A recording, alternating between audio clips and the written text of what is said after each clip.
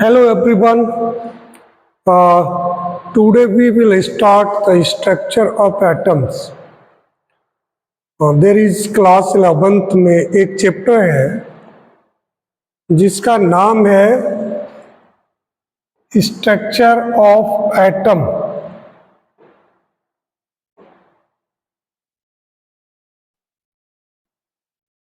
Structure of atom देखते हैं, बात करेंगे इसके। तो स्ट्रक्चर ऑफ एटम में आज हम स्टार्ट करेंगे quantum numbers. What are the quantum numbers, तो बात करते हैं, स्टार्ट करते हैं quantum numbers. Actually basically students क्या होता है, इलेक्ट्रॉन एटम्स में होता है, ऑर्बिट्स में होता है। तो इलेक्ट्रॉन की फुल इंफॉर्मेशन जो देने वाला होता है वो एक सेट होता है 4 डिजिट का। जैसे सपोज कर लीजिएगा आपका जो पिन कोड नंबर होता है, मैं बात करूं पिन कोड नंबर, जो पिन कोड नंबर होता है, ये जो नंबर होता है ये 6 डिजिट का होता है। कितनी डिजिट का होता है? 6 डिजिट का होता है। तो ये पूरी इंफॉर्मेशन आपको, अगर पिन नंबर आपका पड़ा है लेटर में, तो आपके एड्रेस पे सही पते पे वहां पर पहुंच जाएगा। मतलब जिस शहर में पहुंचना है उस शहर में पहुंच जाएगा। इसी टाइप से क्या होता है, जो क्वांटम नंबर्स होता है, this is also the set of 4 numbers. ये भी आपका 4 नंबर्स का सेट होता है। कितने नंबर्स का सेट होता है? जैसे आपका पिन कोड होता है, पोस्टल पिन कोड होता है, उसमें आपकी कितनी डिजिट होती है? 6 डिजिट होती है। सेम टाइप से जो क्वांटम नंबर्स हैं उसमें कितनी डिजिट्स होंगी? There will be how many digit will be there? कौन सा कलर लेते हैं? चलो ठीक है, कोई एक कलर चूज करते हैं, ये वाला लेते हैं। ठीक है, क्वांटम नंबर्स की बात करते हैं। तो ये क्या बताया, quantum numbers it is a set of 4 numbers. कितने नंबर्स होते हैं? 4 numbers, which gives the complete information या एड्रेस ऑफ द इलेक्ट्रॉन, कि वो इलेक्ट्रॉन किस जगह से है, उसकी पूरी हाउस नंबर क्या है। सपोज कर लीजिए आप लेटर लिखते हो, तो लेटर में क्या लिखते हो? सबसे पहले अपना नाम लिखते हो, नाम के बाद में फिर आप अपना हाउस नंबर लिखते हो, हाउस नंबर के बाद में क्या लिखते हो? स्ट्रीट नेम या बिल्डिंग नेम लिखते हो। आफ्टर दैट मोहल्ला लिखते हो, मोहल्ले के बाद में शहर लिखते हो, सिटी लिखते हो, और शहर के बाद में फिर डिस्ट्रिक्ट आती है, डिस्ट्रिक्ट के बाद में कुछ लोग स्टेट भी डाल देते हैं, अदरवाइज पिन कोड नंबर डाल के छोड़ देते हैं। सेम टाइप से यहाँ भी क्या होता है, ये एड्रेस बताता है। क्वांटम नंबर क्या है? उस इलेक्ट्रॉन का एड्रेस बताने वाले 4 नंबर का सेट है। ठीक है, द मेजरमेंट स्केल क्या कहेंगे? The measurement scale by which the orbitals are distinguished can be representative by set of numbers called the quantum numbers. तो अगर कोई आपसे पूछ ले कि what is the quantum number, how will you define the quantum number, तो आप definition लिख देंगे। क्या लिख देंगे? दिस विल बी डिफिनेशन, है ना? Any problem? आई थिंक कि there will be no problem. अब इसमें समस्या ये आती है कि सर आपने 4 नंबर्स बताए, 4 नंबर्स का सेट होता है, तो वो 4 नंबर का सेट कौन कौन सा होता है? तो सबसे पहले देखिए, इसमें 4 टाइप्स की क्वांटम नंबर्स हो गए। कितने टाइप्स के क्वांटम नंबर्स हो गए? तो बेसिकली ये क्या है, these are the types of, यहाँ पर हम लिख सकते हैं टाइप्स ऑफ क्वांटम नंबर्स।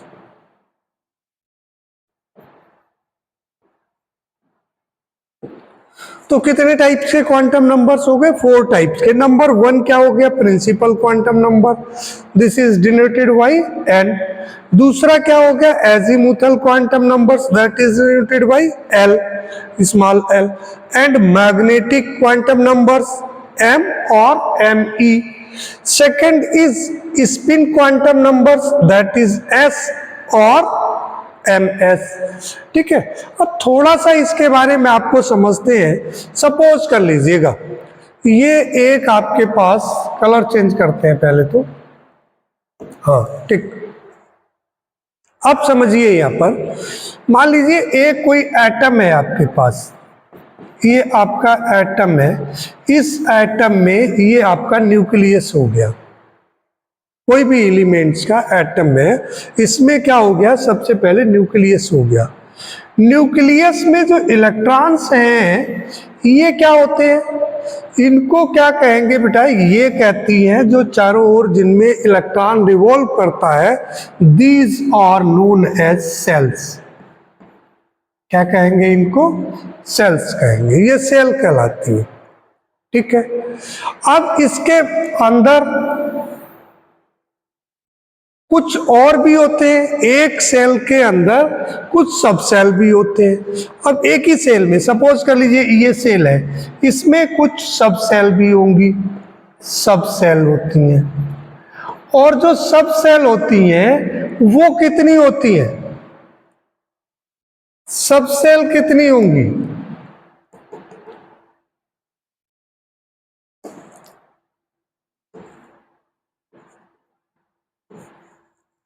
सब सेल। अब सब सेल में जो होती हैं ये सब सेल कितनी पाई जाती हैं, एक तो एस सब सेल होती है, दूसरी पी होती है, तीसरी डी और चौथी एफ सब सेल होती है। तो 4 टाइप की सब सेल होती है, ठीक है।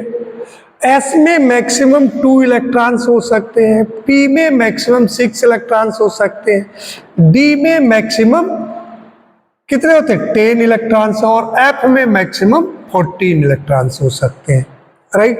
इसमें 2 इलेक्ट्रॉन्स, इसमें 6 इलेक्ट्रॉन्स, इसमें 10 इलेक्ट्रॉन्स, और इसमें आपके 14 इलेक्ट्रॉन्स रह सकते हैं। These are the sub shells. अच्छा, सब सेल्स के बाद में इसके अंदर ऑर्बिटल्स होते हैं, ऑर्बिटल्स। जैसे मान लीजिए एस सब सेल है, एस सब सेल में एक ऑर्बिटल होगा, कितना होता है, 0 कहते हैं इसको वैसे तो 1 ऑर्बिटल होता है। पी में क्या होता है, सॉरी पी, जो पी सेल होता है, पी सब सेल होता है, पी सब सेल में आपका कितना होता है, वैसे तो अगर देखें तो 0,1 होगा, ठीक है। इसका मतलब इसमें 2 सब सेल होंगे, कितने हो जाएंगे, एक पी हो गया, डी हो गया, एफ हो गया। अच्छा, सब सेल हो गया, ये तो आपका नंबर हो गया। डी में कितना हो गया, 0,1,2 इस टाइप से हो सकता है। फिर एफ में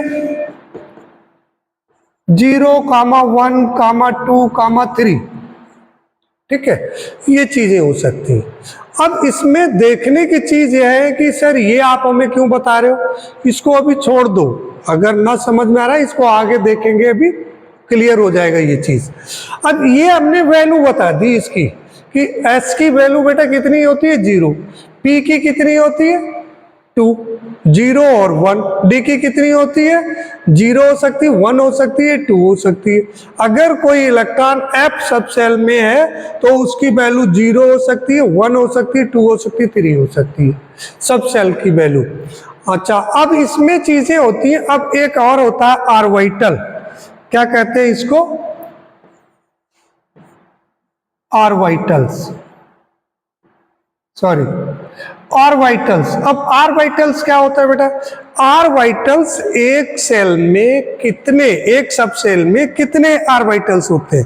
सपोज कर लीजिए पी है, पी में क्या होता है, इस टाइप से ये होता है, तो इसमें 1 2 3, तो पी सब सेल में कितने ऑर्बिटल्स होंगे, 3 ऑर्बिटल्स होंगे, राइट। और एक होता है फिर इलेक्ट्रॉन है, तो इलेक्ट्रॉन एक अगर ऑर्बिटल में जाता है तो सबसे पहले वो इलेक्ट्रॉन गया तो सेम स्पिन में नहीं होता है, एक क्लॉकवाइज होगा तो दूसरा एंटी क्लॉकवाइज, अगर मान लीजिए एक क्लॉकवाइज है तो दूसरा एंटी क्लॉकवाइज होगा, तो अपोजिट स्पिन में होता है। तो ये भी, तो अब देखो देखने की चीज है यहाँ पर, सबसे पहले तो हमें बताया ये कि सेल कौन सी है, सेल किसे कहते हैं, ये हो गया आपका एल एम एन के एल एम एन होता है, सॉरी के एल एम, इसी टाइप से एम एन ओ पी करके ये रहते हैं। ठीक है, ठीक है, इस चीज को इरेज करते हैं। तो ये मुझे लगता है आप समझ गए होंगे। अब मैं दूसरी चीज एक समझाने की कोशिश करता हूं।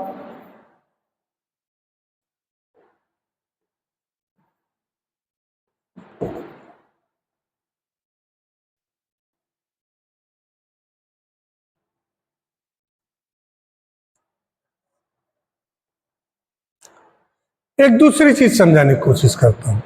अब यहां पर चार टाइप की हो गए। एक तो नॉलेज दे रहा है यहां पर सेल की हमें, दूसरा एक हमें जानकारी चाहिए सब सेल की,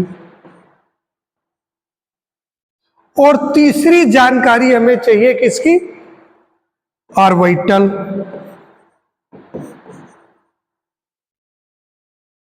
ठीक है, और चौथी जानकारी चाहिए स्पिन की। राइट, ये फोर नॉलेज हमें चाहिए किसी इलेक्ट्रॉन की। तो ये जो फोर, जो पहली वाली जानकारी जो देता है इसको, जो सेल होते हैं वो होते K L M N so on. इसको 1 2 3 4 सो ऑन करके भी ऐसे भी दे देते हैं इसको। ठीक है ना। अब सब सेल क्या होते हैं, फोर टाइप्स के। जो सेकंड टाइप की क्वांटम नंबर्स होती है वो नॉलेज हमें देती है सब सेल के बारे में। ये सब सेल कौन से होते हैं, एस कामा पी कामा डी कामा एफ।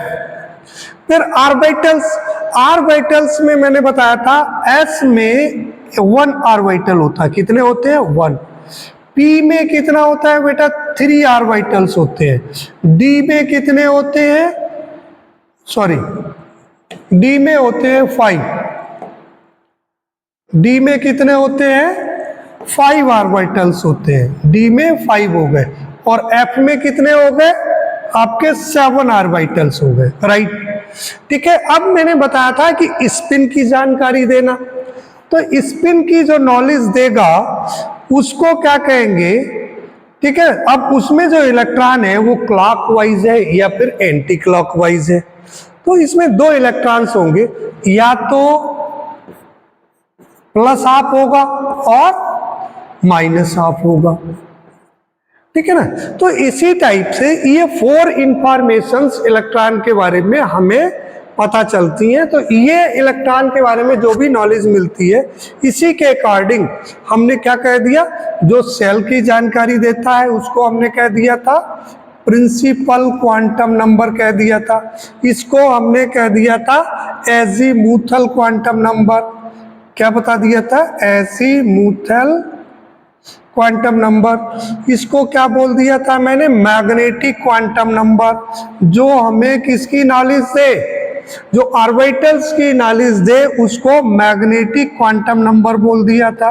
राइट, और चौथा वाला था ये आपका स्पिन क्वांटम नंबर। इसको कहते हैं स्पिन क्वांटम नंबर्स। क्या कहेंगे, स्पिन क्वांटम नंबर्स कहेंगे। राइट, अब मुझे लगता है ये एक आपका ओवरव्यू समझ में आ गया होगा। अब हम एक एक करके ये 4 टाइप्स के आपको, चारों टाइप्स के, है ना, principal quantum number, azimuthal quantum number, magnetic quantum numbers और स्पिन क्वांटम नंबर, सभी के बारे में अभी हम आपको विस्तार से पढ़ाएंगे। देखिए देखते थे। अब सबसे पहले हम ले आए प्रिंसिपल क्वांटम नंबर्स। क्या ले आए हम, प्रिंसिपल क्वांटम नंबर्स।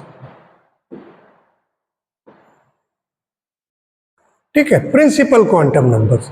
अब प्रिंसिपल क्वांटम नंबर्स को जो लेटर एन, स्मॉल एन से डिनोट किया जाता है, किसके किसके में बात बताता है, it tells about the rough distance of orbitals of an electron from nucleus. ठीक है, अब देखिए ये कैसे सर देगा, आपने तो कुछ और बताया। अब मान लीजिए इलेक्ट्रॉन जो है यहाँ पर है, फर्स्ट ऑर्बिट, फर्स्ट सब मतलब सेल में है, या मान लीजिए इलेक्ट्रॉन यहाँ है, तो ये बेटा क्या है, ये आपका न्यूक्लियस है।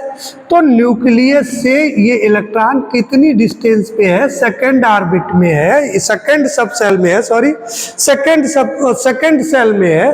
तो जो सेकंड सेल में है वहां से डिस्टेंस इसकी न्यूक्लियस से कितनी डिस्टेंस है, वही ये पॉइंट कह रहा है। It tells about the rough distance about electron from nucleus. मुझे लगता है पॉइंट्स क्लियर हो गया होगा। दूसरा, principal quantum numbers n can have the values from n equal to 1 हो सकता है, 2 हो सकता है, 3 हो सकता है, 4 हो सकता है एंड इनफाइनाइट हो सकता है। नेक्स्ट क्या है, it tells about the energy of the electron in an orbit. देखो, जो इलेक्ट्रॉन, जैसे जैसे इलेक्ट्रॉन का सेल नंबर इंक्रीज होता जाएगा वैसे वैसे इलेक्ट्रॉन का एनर्जी इंक्रीज होती जाएगी। तो अगर मान लीजिए कोई इलेक्ट्रॉन फर्स्ट सेल में है तो उसकी एनर्जी कम होगी, अगर कोई इलेक्ट्रॉन सेकंड में है तो उसकी एनर्जी ज्यादा होगी। और if any electron is in the third shell तो उसकी एनर्जी और भी ज्यादा होगी। तो वही यहाँ कह रहा है, it also tells about the energy of the electron in an orbit. मुझे लगता है क्लियर हो गई होगी बात। अब the value of energy increases with the increasing value of n. अब जो एनर्जी की वैल्यू है वो जैसे जैसे n की वैल्यू इंक्रीज होती जाएगी वैसे वैसे ये क्या होता जाएगा, n की वैल्यू जैसे ही इंक्रीज होगी वैसे वैसे एनर्जी इंक्रीज होती जाएगी। अब यहाँ पर 2-3 चीजें मैंने लिखी है कि एक size of shell directly proportional to n।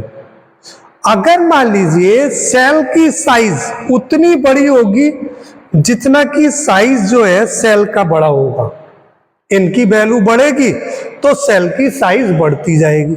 अगर मान लीजिए n यहाँ पर वैल्यू यहाँ पर A1 है तो यहाँ पर इस सेल की जो साइज है वो भी कम है, इसकी वैल्यू 2 है तो इसकी बेटा क्या है, साइज भी बड़ी हो गई। ये वैल्यू आपकी n की वैल्यू इस सेल के लिए 3 है तो ये देखिए इसका साइज इंक्रीज हो गया और बड़ा हो गया। राइट, तो समझ गए होंगे, ये भी आप पॉइंट्स तो समझ गए होंगे। अब कहता है energy of shell directly proportional to n। अभी मैंने बताया था इस पॉइंट को, यहाँ बताया था ना एनर्जी ऑफ द सेल, देखो बताया था ना, वही चीज तो यहाँ लिख दी हमने, 60 में लिख दी। अब maximum number of electron in a shell equal to 2n²। किसी भी सेल में मैक्सिमम इलेक्ट्रॉन्स कितने हो सकते हैं, वो 2n² के अकॉर्डिंग हो सकते हैं। जैसे अब n की वैल्यू अगर 1 है, इफ n इक्वल टू 1, अब 1 की वैल्यू रखेंगे तो क्या हो जाएगा, 2n² है तो 2 इंटू 1², इसका वैल्यू कितना हो जाएगा बेटा, 2 हो जाएगा। अगर मान लीजिए n की वैल्यू यहाँ पर 2 है तो इसमें मैक्सिमम इलेक्ट्रॉन कितने हो सकते हैं, 2 इंटू 2 की पावर 2, 2n² है, n की वैल्यू कितनी होगी, 2 हो गई तो 2 का स्क्वायर हो गया, 2 2 जा 4, 2 जा 8 हो गया। इसी टाइप से इफ n इक्वल टू 3 है तो कितना हो जाएगा, तो हो जाएगा 2 इंटू 3 की पावर 2 तो इक्वल टू बेटा कितना हो जाएगा, 3 3 जा 9, 2 जा 18। तो इस टाइप से क्या हो गया, maximum number of electron in a shell कितने रह सकते हैं, 2n² के हिसाब से रह सकते हैं। मुझे लगता है ये चीज आपकी समझ में आ जानी चाहिए और आप समझ गए होंगे। प्रिंसिपल क्वांटम नंबर से कहीं से भी कोई क्वेश्चन पूछ ले, मुझे लगता है आप कर लेंगे और इससे ज्यादा क्वेश्चन कहीं से भी नहीं बनते। जो पॉइंट्स मैंने लिखे हैं, चाहे वो नीट हो, चाहे वो जेई हो या वो बोर्ड का एग्जाम हो, वो सारे के सारे इन्हीं पॉइंट से आपको क्वेश्चन प्रिंसिपल क्वांटम नंबर्स मिल जाएंगे। ठीक है, अब दूसरा हम देखते हैं बेटा, नेक्स्ट है अब नंबर 2 है एजीमुथल क्वांटम नंबर्स, इसको L से डिनोट करते हैं। तो it tells about the sub shell on sub orbit to which the electron belongs. इसमें यह कहता है कि सब सेल के बारे में बताता है, या फिर हम कह सकते हैं यहाँ ऑन नहीं होगा, यहाँ पे होगा और। क्या होगा बेटा? और लिखा जाएगा यहाँ पर। ऑन गलत लिखा है, गलत प्रिंट हुआ है, यहाँ पर गलत टाइप किया गया। तो it tells about the sub shell और sub orbit to which the electron belongs, कि जिसमें इलेक्ट्रॉन बिलोंग्स करता है उसका सब सेल बताता है वो, कि एस में है या पी में है या डी सब सेल में है या एफ सब सेल में है, इसके बारे में वो नॉलेज हमें देता है। ठीक है, अभी मैंने बताया था इससे पहले एक ओवरव्यू दिया था। It also express the shapes of sub cell, ये शेप भी शेप बताता है कि किस टाइप की शेप है उसकी। ठीक है ना, तो ये शेप ऑफ द सेल्स ये हम आपको पढ़ाएंगे नेक्स्ट क्लासेस में, नेक्स्ट क्लासेस में इसको पढ़ाएंगे, shapes of the sub shell. ठीक है ना, या शेप्स ऑफ ऑर्बिटल्स भी पढ़ाएंगे।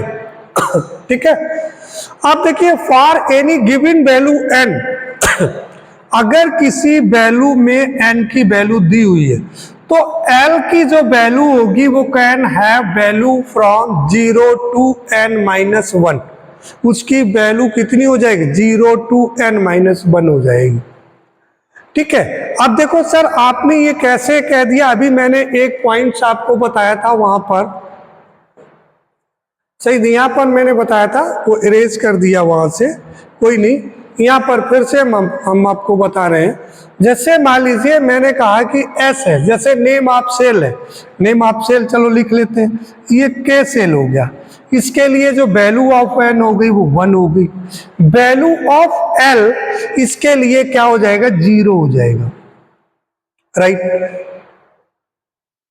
अब अगर मान लीजिए कोई सेल जिसका नाम L है और उसकी वैल्यू बेटा 2 हो जाएगी, तो वैल्यू ऑफ जो L होगी वो कितनी होगी? एक तो 0 हो गई, यहाँ लिखा है ना 0 to n-1। अब n की वैल्यू यहाँ पर कितनी है? n इक्वल टू 2 - 1 कितना हो गया? इक्वल टू 1 हो गया, तो 0,1 हो गया। मेरी बात समझ रहे हैं क्या आप? अगर मान लीजिए यहाँ पर m है KLM, तो इसकी वैल्यू होगी बेटा 3, और यहाँ पर जो वैल्यू ऑफ L हो जाएगी वो एक तो 0 हो जाएगी, 1,1 हो जाएगी और 2 हो जाएगी। राइट ना, समझ गए होंगे मेरे समझ से। और अगर मान लीजिए यहाँ पर n सेल है, उसकी वैल्यू ऑफ n कितनी होगी? 4 हो गई, और 4 के लिए जो वैल्यू ऑफ L हो जाएगी वो हो जाएगी 0, 1, 2, 3। ठीक है, ये 3 तक ही वैल्यू इनकी होती है। जो अभी तक नोन एलिमेंट्स हैं उनके लिए यही जरूरत नीड पड़ती है। मुझे लगता है एजीमुथल क्वांटम नंबर्स आप समझ गए होंगे, इसमें कोई इस टाइप की चीज नहीं रही होगी। ठीक है, अगर इसकी हम बात करें तो इसमें देखो इस टाइप से हम शेप इसको बना सकते हैं। चलो उसको भी नहीं, नेक्स्ट में देखेंगे, नेक्स्ट टाइप में देखेंगे। अब तीसरा हो गया बेटा, देखो कौन सा हो गया? मैग्नेटिक क्वांटम नंबर्स, इसको m से डिनोट करते हैं, या फिर इसको हम me से भी कर देते हैं। किससे कर देते हैं? me से भी डिनोट करते हैं। अब ये क्या बताता है? It gives the numbers of permitted orientation of subshell. अब सबसेल का ओरिएंटेशन होता है, मैंने कहा 0, 1, 2, 3, ये सारे इनका ओरिएंटेशन बताता है कि किस में ये इलेक्ट्रॉन पहुंचेगा, किस में है। फॉर अ गिवन, या आ होगा 0 लिख क्या है, ओ लिख क्या है, for a given value of L, m can values from -1 to +1। Right, इसको कैसे अभी समझेंगे हम। For a given values of L, the total values of m is equal to 2L + 1। कैसे? अगर मान लीजिए L की वैल्यू यहां पर आपकी 2 है, राइट, तो यहां पर जो टोटल नंबर जो m की वैल्यू वो कितने वैल्यू पॉसिबल है, कितनी हो सकती है, तो 2 इंटू एल, एल की वैल्यू 2 है तो 2 इंटू 2 और प्लस 1, इसका मतलब 5 हो जाएगी सर। 2 2 जा 4 प्लस 1 कितनी हो जाएगी, 5 वैल्यूज पॉसिबल है। अब कैसे होंगे अभी इसको देखेंगे। These values of m give total number of orbitals present in a given subshell. ये हमें ये इंफॉर्मेशन देता है, इसकी नॉलेज देता है कि किसी वैल्यू m के लिए जो गिवन वैल्यू है उसमें कितने ऑर्बिटल्स प्रेजेंट है। सपोज कर लीजिए यहाँ पर वैल्यू ऑफ l है, वैल्यू ऑफ l 0 हो सकती है। अब बेटा वैल्यू ऑफ l जो है वो अगर 0 हो गई तो कितना हो जाएगा, यहाँ पर इसका जो नेम हो जाएगा वो क्या हो जाएगा, अभी मैंने बताया था आपको s नेम हो जाएगा। वैल्यू ऑफ s कितनी हो जाएगी, इसके लिए तो 0, वैल्यू ऑफ m 0 ही रहेगी। अब ऑर्बिटल्स इसमें कितने होंगे, इसमें केवल 1 ऑर्बिटल होगा। कितना होगा, 1 ऑर्बिटल होगा। ठीक है। अब सर वैल्यू अगर मान लीजिए m की वैल्यू l की वैल्यू कितनी हो गई, अगर मान लीजिए 1 है तो क्या हो सकता है, इसके लिए हम क्या कहेंगे, अगर 1 वैल्यू है तो p होगा, इसका नाम क्या होगा, p सबसेल होगा। और वैल्यू ऑफ m कितनी हो जाएगी, ये हो जाएगी 0,1,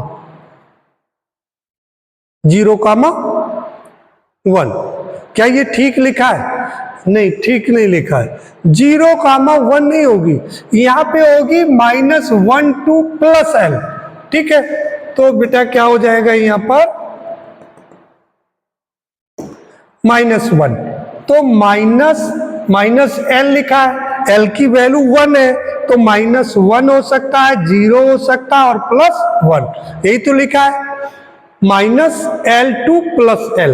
राइट, मुझे लगता है समझ गए होंगे। और इसमें कितने ऑर्बिटल्स हो सकते हैं, इसमें बेटा नंबर ऑफ ऑर्बिटल्स होंगे 3।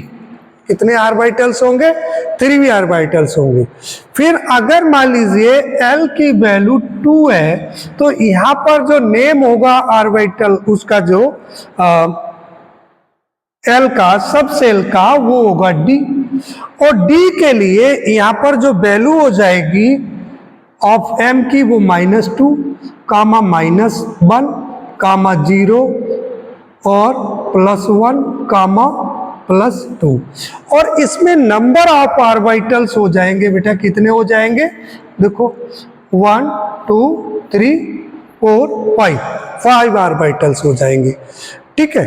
अब अगर मान लीजिए यही यहाँ पे मैंने कहा है, यही मैंने यहाँ पर कहा है, देखो इस पॉइंट्स में यही लिखने की आपको समझाने की कोशिश की है कि the given for a given value of L the total value of M is equal to 2L + 1।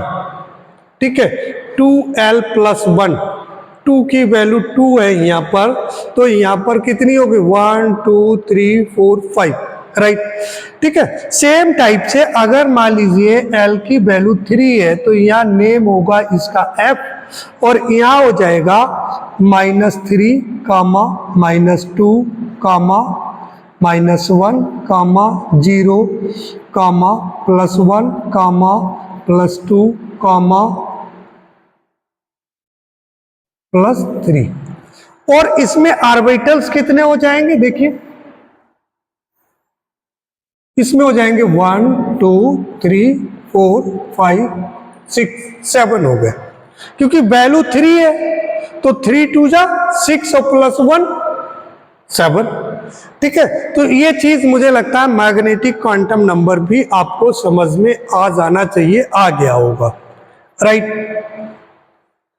ठीक है। अब एक क्वांटम नंबर्स और बचता है जिसको कहते हैं स्पिन क्वांटम नंबर S, या इसको हम कह देते हैं, क्या कहते हैं, MS भी लिख देते हैं, इसको डिनोट कर देते हैं।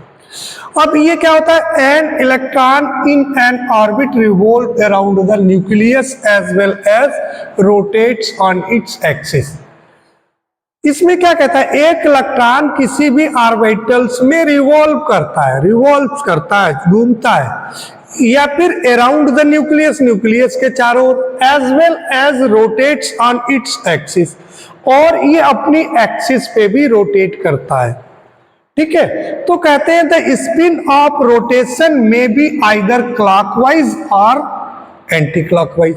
इसका जो रोटेशन है वो क्लॉकवाइज हो सकता है या फिर एंटी क्लॉकवाइज हो सकता है। दूसरा कहता है कि spin quantum numbers has only 2 values, इसकी केवल 2 वैल्यूज होती है। अगर क्लॉकवाइज है बेटा तो इसके लिए क्या होगा, +½ होगा। अगर मान लीजिए एंटी क्लॉकवाइज है तो इसके लिए क्या होगा, -½ होगा। क्लॉकवाइज के लिए क्या करेंगे, इसको ऐसे शो करेंगे। एंटी क्लॉकवाइज के लिए क्या करेंगे, ये डाउन साइड के लिए शो करेंगे। सपोज कर लीजिए एक कोई ऑर्बिटल्स है, इसमें मान लीजिए एक इलेक्ट्रॉन ऐसे मान लीजिए है, एक इलेक्ट्रॉन गया, ये ऐसे है। अब ये जो ऊपर के लिए गया ये बेटा क्लॉकवाइज है, और ये दूसरा इलेक्ट्रॉन है ये एंटी क्लॉकवाइज है। तो जो एंटी क्लॉकवाइज है तो ये जरूरी नहीं कि पहला क्लॉकवाइज हो, इट मे बी पॉसिबल कि किसी एक ऑर्बिटल में एक पहले वाला एंटी क्लॉकवाइज हो सकता है और दूसरा वाला क्लॉकवाइज हो सकता है। एक दूसरी पॉसिबिलिटी है कि पहले वाला क्लॉकवाइज हो और सेकंड वाला एंटी क्लॉकवाइज हो। अगर पहले वाला क्लॉकवाइज है तो दूसरा वाला एंटी क्लॉकवाइज होगा। अगर पहले वाला क्लॉकवाइज है तो दूसरा वाला एंटी क्लॉकवाइज होगा। ये कोई जरूरी नहीं कि फर्स्ट वाला ही हो। ठीक है, ये चीज मुझे लगता है आपको क्लियर हो जानी चाहिए, ये हो गई होगी। अब इसमें कुछ चीजें और हमें नोट करने की चीजें हैं, अब देखने की चीजें हैं, कुछ हम नोट कर लेते हैं यहाँ पर। एक तो यहाँ पर वैल्यू, चारों की वैल्यूज को हम पुट कर लेते हैं। एक हम स्लाइड कोई खाली होती है उसको हम देखते हैं।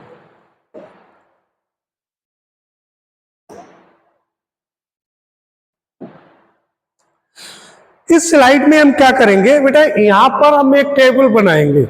ये जो आपने पढ़ा क्वांटम नंबर्स, इसके चारों का पूरा हम समझेंगे कि कैसे कैसे क्या, एक टेबल के थ्रू समझेंगे।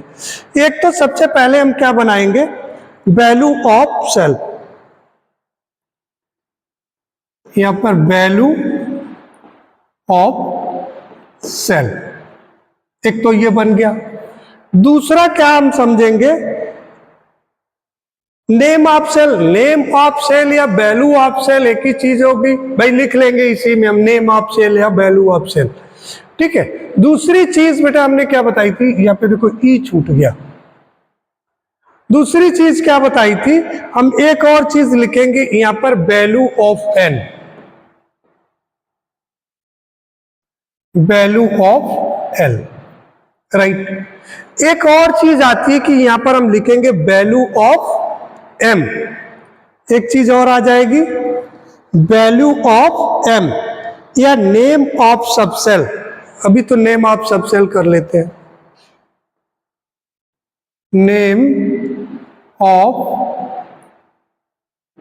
सबसेल। ठीक है, नेम ऑफ सबसेल 60 में थोड़ा लिखते हैं क्योंकि टेबल बड़ी होने की उम्मीद है। दूसरा क्या लिखते हैं, इसमें एक और करते हैं, वैल्यू ऑफ, एक लिखेंगे हम value of M.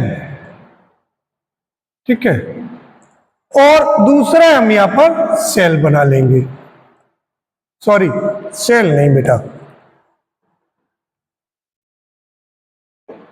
Orbitals. Orbitals इसको हम 60 में अगर हम लिखें तो ये बेटा हो गया आपका वैल्यू ऑफ एन हो गया, यहां पर एल हो गया, यहां पर हो गया नेम ऑफ सबसेल, उसका नेम भी लिख दीजिए। चलो, नेम ऑफ सबसेल ऐसे भी बना सकते हो, और फिर वैल्यू ऑफ एम हो गया यहां पर, और यहां पर ऑर्बिटल्स हो गए। ठीक है। अब देखो अगर मान लीजिए n की वैल्यू 1 है तो l की वैल्यू 0 हो जाएगी। इसमें वैल्यू जो सेल का इसको हटा दो, फिर ये चीज नहीं लिखेंगे, है ना। यहाँ पर 60 में मैंने लिख दिया। अब देखो name of shell, name of sub shell, यहाँ पर s का अभी मैंने बताया था क्या होगा, इसके लिए s हो जाएगा। m की वैल्यू मैंने बताया था इसके लिए कितनी हो जाएगी बेटा, 0 हो जाएगी। और ऑर्बिटल्स इसके लिए ये हो जाएगा। बोलो समझ गए। अब अगर n की वैल्यू यहाँ पर 2 है, ठीक है, तो यहां पर l की वैल्यू कितनी हो जाएगी, बोलो भाई, l की वैल्यू कितनी हो जाएगी, 1 हो जाएगी। और s यहां पर क्या हो जाएगी, इसका नाम p हो जाएगा। यहां पर कितना हो जाएगा, इसकी वैल्यू कितनी हो जाएगी m की, -1, 0, +1, यही तो हो जाएगी। यहां पर जो ऑर्बिटल्स हैं वो 1 2 3, राइट, ये हो जाएगा। सेम टाइप से अगर n की वैल्यू 3 है तो यहाँ पर ये कितनी हो जाएगी, l की वैल्यू 2 हो जाएगी, ये आपका d हो जाएगा। और यहाँ कितना हो जाएगा बेटा, यहाँ -2, -1, 0, +1, +2। और यहाँ पर ऑर्बिटल्स कैसे हो जाएंगे, ये हो जाएंगे यहाँ पर 1 2 3 4 5, ये 5 हो गए आपके, ठीक है। ठीक है, इसी टाइप से, सेम टाइप से अगर मान लीजिए इसकी वैल्यू कितनी हो गई, 4 है, तो यहां पर l की वैल्यू कितनी हो सकती है, 3 हो सकती है। और d की वैल्यू कितनी हो जाएगी आपकी, यहां पर सॉरी f हो जाएगा। और यहां हो जाएगा -3, -2, -1, 0, +1, +2। और यहाँ पर किस टाइप से हो जाएगा, ऐसे हो जाएगा, 1 2 3 4 5 6 या 7 हो जाएंगे ऑर्बिटल्स। अच्छा, अब आप कहोगे सर यहाँ पर जो वैल्यू है n की, यहाँ पर इस केस में तो ठीक है, समझ में आता है।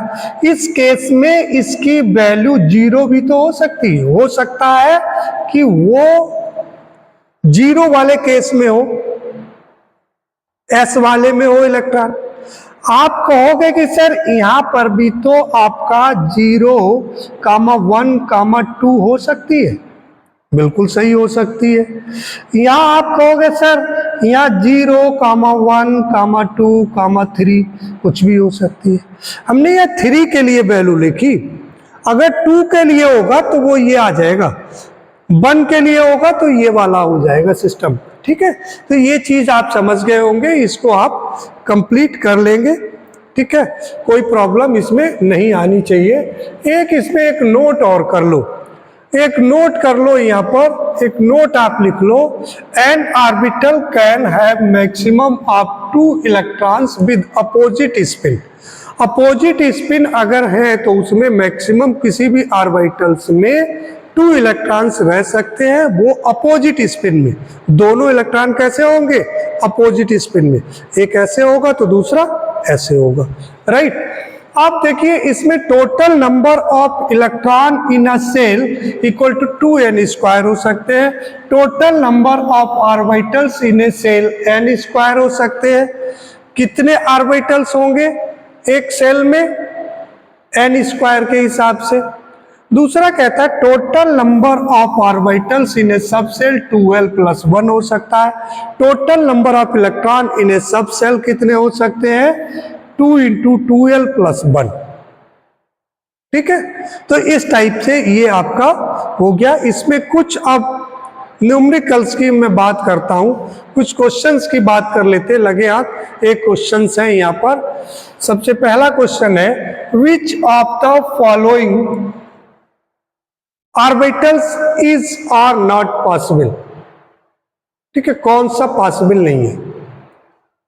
अब देखो बेटा, मैंने कहा 1p, 1p का मतलब क्या हो गया, ये 1 जो नंबर पहले दे रहा है, ये दे रहा है, ये दे रहा है, ये दे रहा है, ये जो नंबर पहले लिखा है SP D F G F के। तो एक तो कौन सा पॉसिबल नहीं है, एक जो जी है ना, जी गलत लिखा है, यहाँ पर 4D होगा। क्या होगा? 4D होगा यहाँ पर। अब देखो यहाँ पर कौन कौन से पॉसिबल नहीं है इसमें।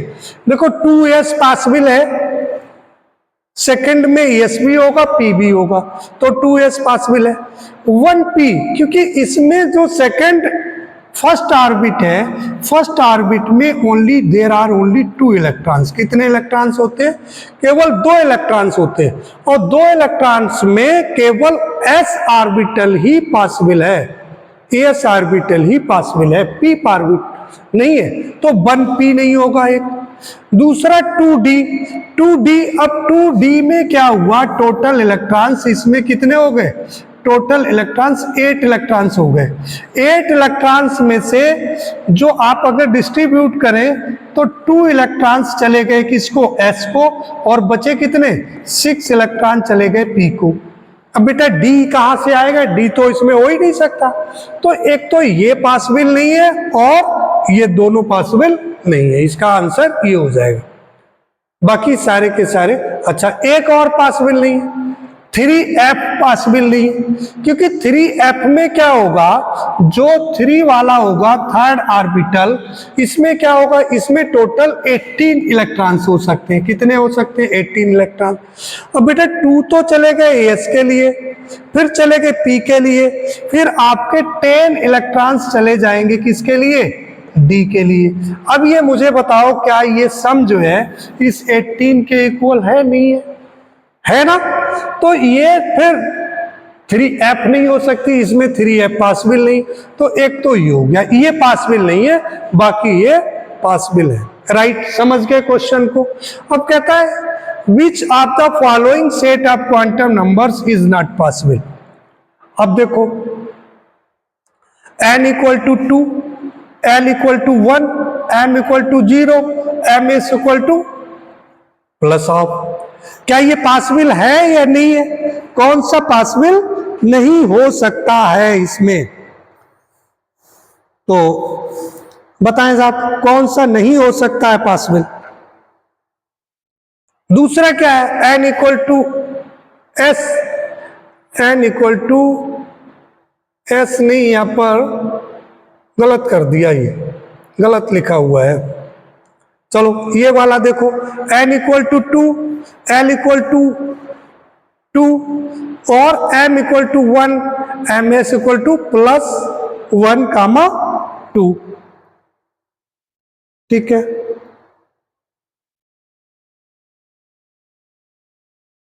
यहां पर n की वैल्यू 3 होगी बेटा, n इक्वल टू 3। राइट, अब कौन कौन से पॉसिबल नहीं है? एक और हो गया यहाँ पर, n equal to 4, l equal to 1, m equal to 2 और ms equal to plus half. ये हो सकता है, पॉसिबल हो सकता है।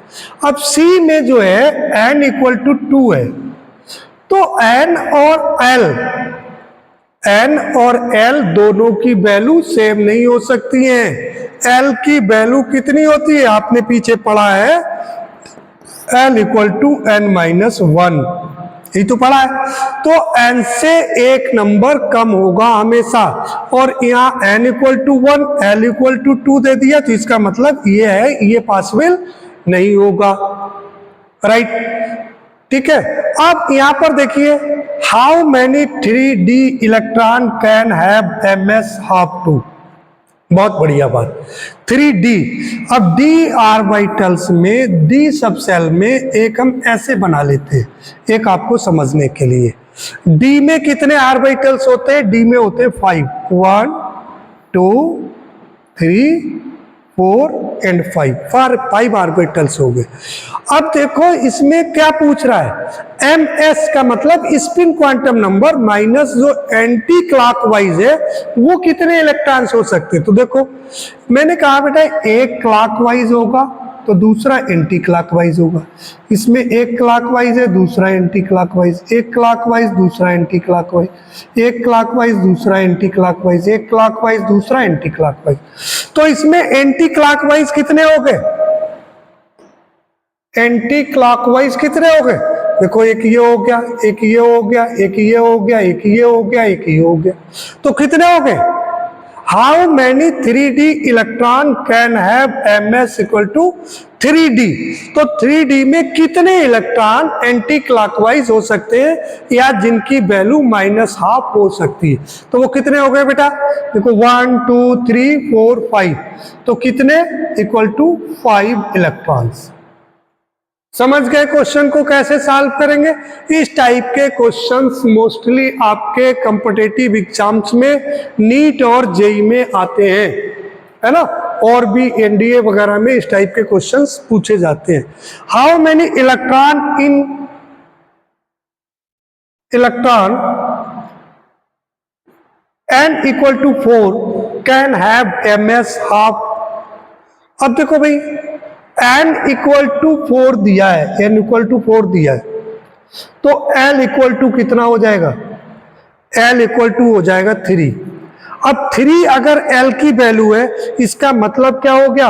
वो जो ऑर्बिटल होगा वो होगा, जो सब सेल होगा वो होगा f, और f में बेटा कितना हो गया आपका? f में कितने ऑर्बिटल्स होते हैं? मैंने अभी बताया था 7 होते हैं, 1 2 3 4 1 2 3 4 5 6 और 7। अब देखो 7 है तो -12 वाले एक ही तो जा सकता है, एक में -12 वाला एक ही जा सकता है, तो 7 है, तो इसमें कितना आंसर हो जाएगा? 7 इलेक्ट्रॉन्स हो जाएगा। तो बहुत ही इजी क्वेश्चंस है, ठीक है। तो नेक्स्ट मैं बताऊंगा आपको, नेक्स्ट वीडियो में मैं आपको बताऊंगा, ठीक है, जो भी चीजें हैं वो नेक्स्ट मैं आपको डिस्कस करूंगा। कौन सी चीजें? अब मैंने बताया था शेप्स ऑफ ऑर्बिटल्स, ऑर्बिटल्स की शेप्स कैसी कैसी होती हैं, इसके रिगार्डिंग क्वेश्चंस आते हैं जो हमने ऑर्बिटल्स बताए यहाँ पर। जैसे मान लीजिए इसका नाम क्या होगा, इस ऑर्बिटल का नाम क्या होगा, इसका ऑर्बिटल का क्या होगा, इसका क्या होगा, इसका क्या होगा, इसका क्या, ये सारे के सारे ऑर्बिटल्स के नेम होते हैं, ठीक है। तो वो नेम कैसे रखेंगे ये नेक्स्ट क्लासेस में मैं आपको समझाऊंगा, ठीक है। जब तक आप इसको कंप्लीट कर लें, और ये मुझे लगता है क्वांटम नंबर बहुत जल्दी इजीली समझ में नहीं आता है, लेकिन मैंने पूरी कोशिश की है ये समझाने की, और आपको बहुत अच्छे तरीके से समझ में आ भी गया होगा, ठीक है। Take care.